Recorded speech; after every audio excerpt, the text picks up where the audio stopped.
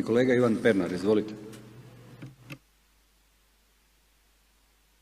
Uvažene dame i gospodo, htio bih reći da se ovdje puno pričalo o nacionalnoj sigurnosti, međutim, ja smatram i mi Živog zida da dok jedan pojedinac nije siguran, ni država ne može biti sigurna. Svojim zakonima naša država i svojim uredbama i svojim pravilima zapravo upropaštava sustavno svoje građane. Nabava ovih aviona neće riješiti probleme naših građana. Ovaj posao je sada propao, što je, ja bih se usudio reći, zapravo najbolja stvar koja se dogodila, jer do ovog posla po mojem sudu nije ni smjelo doći.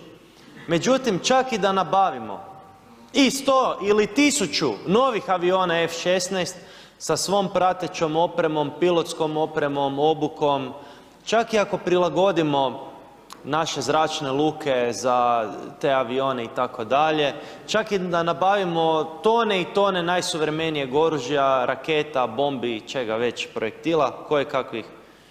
Što to znači građanima koji se iseljavaju iz Hrvatske? Što to znači građanima koji su u blokadi? I na kraju, ova posljednja sramota hrvatske Vlade je da je stavila svoju jurisdikciju, odnosno svoje zakone pod kapu Europske unije i da Europska unija ukida hrvatski zakon o ništetnosti ugovora o kreditu s neovlaštenim vjerovnicima. Znači, mi svoje zakone u svojoj državi ne možemo donositi, to je poanta cijele priče. I koja je posljedica toga? Posljedica toga je da svi ljudi koji vode sporove za ništetnost ugovora o kreditu sa RBA zadrugama će izgubiti te sporove i da će doći do mase deložacija. Umjesto da se Vlada pozabavi tim pitanjem, jer prvo je pitanje krova nad glavom. Ajmo riješiti ljudima pitanje krova nad glavom, a onda ajmo raspravljati o drugim pitanjima. Ali ovoj Vladi su bitni avioni.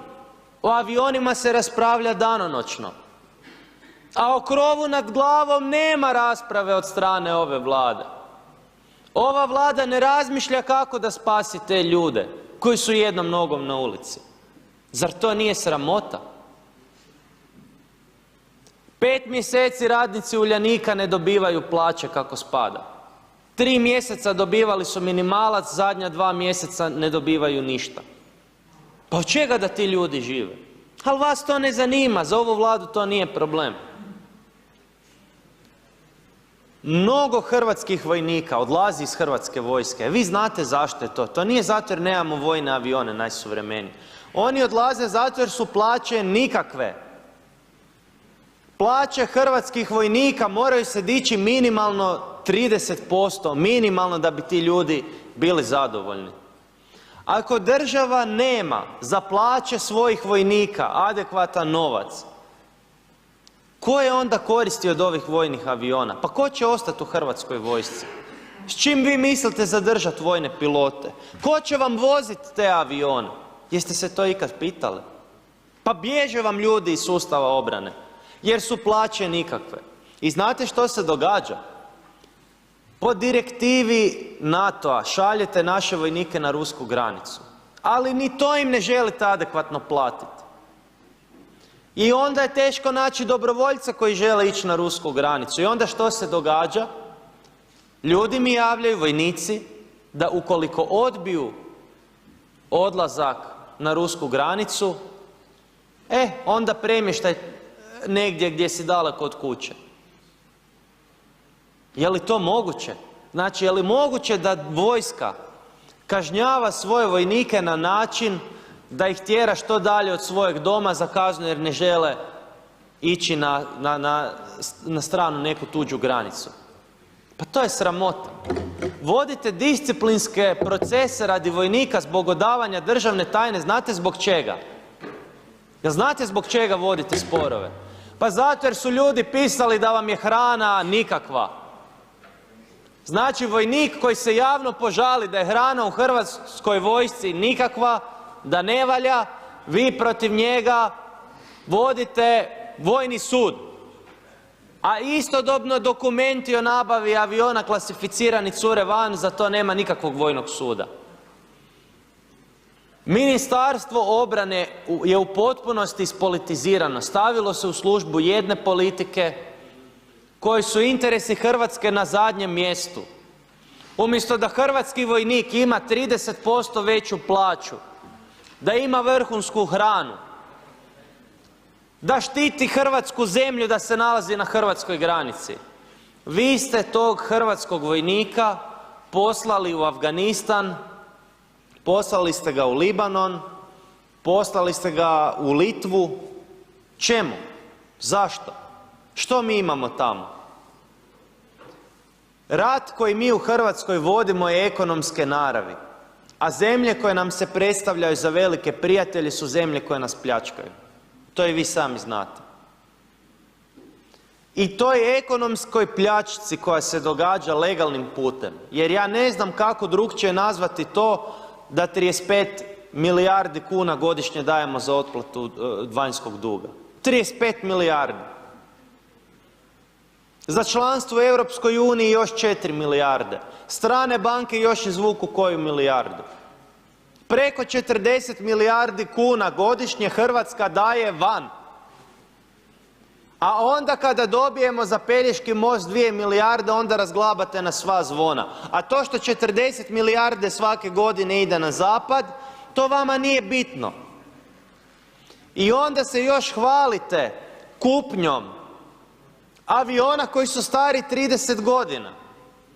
Pa kolega Bunjac vam je ukazao na licemjerje.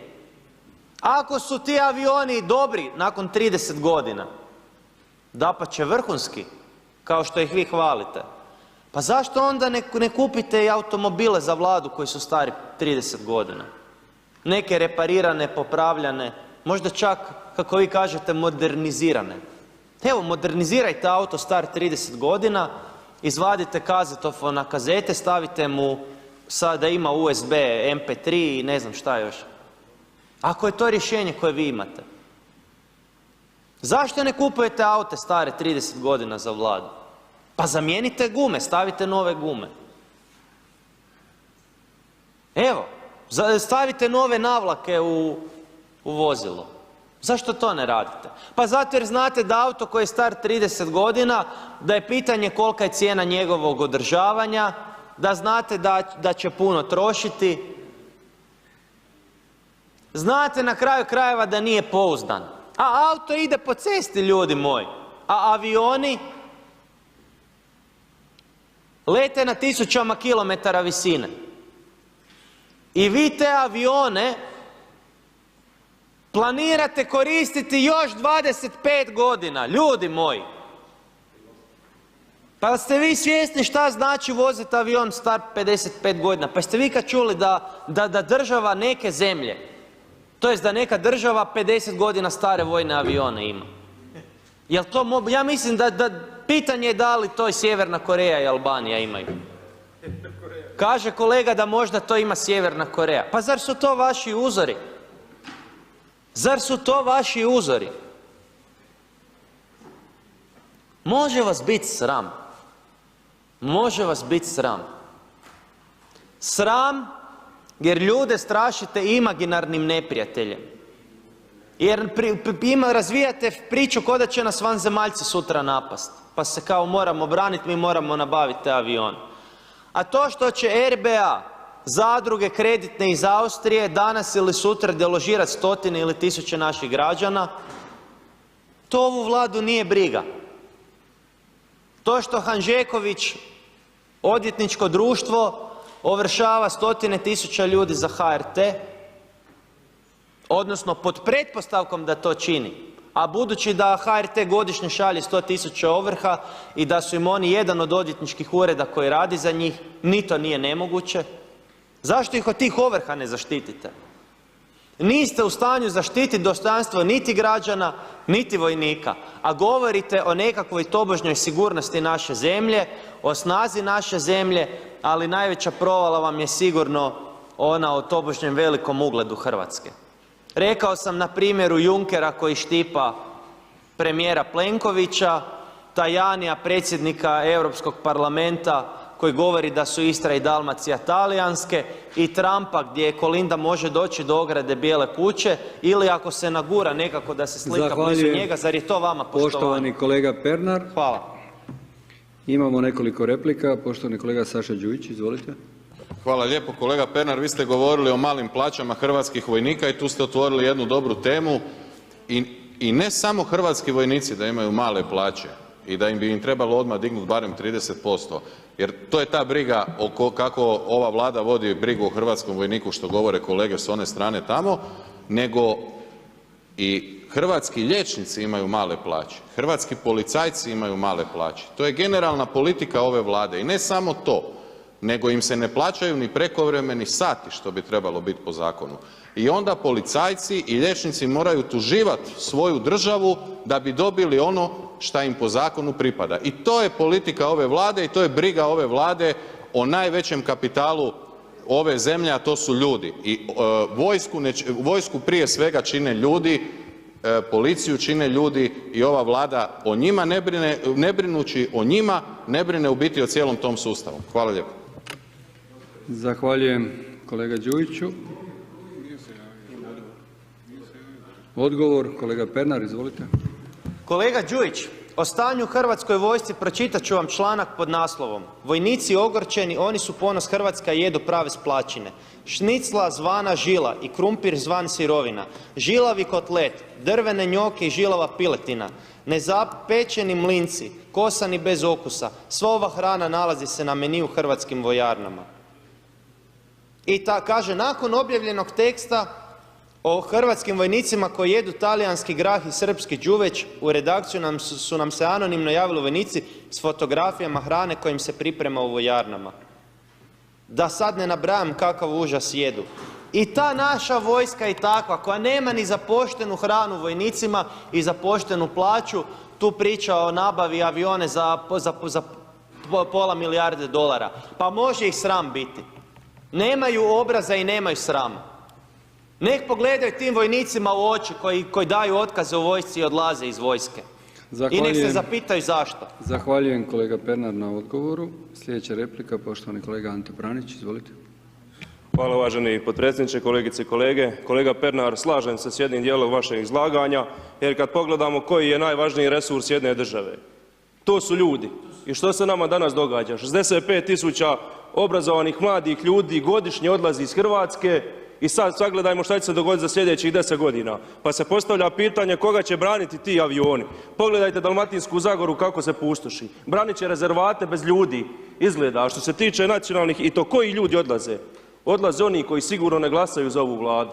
Glasaju oni koji su sada uhljebljeni po nizom ministarstava i državnom upravom. A što se tiče nacionalnih interesa, danas raspravljamo o avionima i obrani hrvatskog neba, obrani hrvatskog kopna. A kako smo jučer? Šaptom pade INA. Jedna nacionalna kompanija, tek tako u raspravi predali smo je kompletno Mađarima. Toliko. Zahvaljujem. Odgovor kolega Pernar, izvolite. Evo, pročitat ću vam gospodine Pranić. Vojnik na straži za večeru dobije kruh, konzervu ribe i sok od 2 deca. Evo, to je večera hrvatskog vojnika na straži. A ovo što ste rekli, ljudi su najvrijedniji resurs i oni odlaze. Pa ja vas pitam, retorički, jel bi vas bilo sram kupiti helikopter za vašu općinu, a da istovremeno gledate kako ljudi iz nje odlaze i iseljavaju se? Naravno da ne. Rekli biste, to je ludost. Što će mi to dok ljudi bježe? Ali ova Vlada se to ne pita. Oni se ne pitaju oni ne vide problem u tom što ljudi bježe iz zemlje. Oni se ponašaju kao Alisa u zemlji čudesa. Izgubljeni su u prostoru i vremenu. Kao da jedu one gljive psihodelične pa vide stvari koje ne postoje i boje se neprijatelje kojih nema, a istovremeno stvarne neprijatelje hrvatskog naroda, banaka koji ih deložiraju, njih ne vide. Hvala. Zahvaljujem kolega Pernar. Samo da vas informiram, lokalne jedinice samouprave ne mogu kupovati borbene helikoptere. Helikoptere, dobro. Zanimljivo. Sljedeća replika, poštovani kolega Branimir Bunjac, izvolite. Hvala lijepo uvaženi zastupniče Pernar. Postavili ste zanimljivo pitanje tko će na tim avionima letjeti. Pazite, prema programu koji su nam Izraelci ponudili, svaki avion mogao bi letjeti 100 sati godišnje. Za 100 sati godišnje vi ne možete čak niti napraviti obuku pilota. A kamoli da stavite avione u funkciju kako bi oni trebali imati zaštitu hrvatskog neba. Znači 100 sati, mi smo trebali potrošiti milijardu eura da bismo imali 100 sati godišnje leta avionima i obranu hrvatskog zračnog prostora. To nije dovoljno čak niti za recimo to tako izviđanje nekakvo. To je dovoljno eto, tako da se avion digne, upali motor i ugasi ga. Bez minimalno 400 sati godišnje ti avioni, a ni piloti ne mogu ostvariti onu funkciju za koju su zamišljeni. Hvala lijepa. Zahvaljujem. Odgovor kolega Pernar, izvolite. Uvaženi zastupniče Bunjac, rekli ste da teško da će se moći i obuka na tim avionima raditi. Međutim, pitanje je svrsishodnosti. Da li Hrvatskoj treba NATO? Da li Hrvatskoj trebaju vojni avioni za pola milijarde dolara dok djeca u školama gladuju, dok su vojnici više gladni nego siti i dok odlaze iz ove zemlje? Ja osobno znam vojnike koji su napustili obrambeni sustav radi malih plaća i rade sad u Njemačkoj ili gdje drugdje. Pa zar to nije sramota? Zar to nije sramota, ljudi moji? Da hrvatski vojnik mora ići u stranu zemlju umjesto da živi normalno u svojoj zemlji. Vi ste do toga doveli ljude. Doveli ste do toga ljude i idete dalje sa istom politikom. To je sramota. Hvala. Zahvaljujem kolega Pernar na odgovoru. Prelazimo na sljedeći